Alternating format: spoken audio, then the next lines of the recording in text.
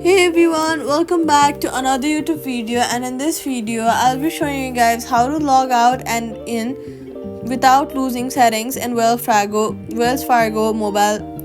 Need to sign out but keep your preferences. Do this to prevent settings like alert and biometrics.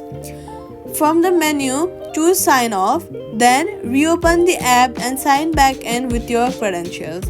Confirm biometrics if prompted, that typically preserved server side, then recheck notification and security settings after login. Also, while doing that, try switching between Wi-Fi and then mobile data to rule out network issues, and make sure you are on a stable Wi-Fi so your app operates or runs smoothly. Tip: avoid uninstalling if you want to keep local settings intact. And that's it. Subscribe for more quick fixes.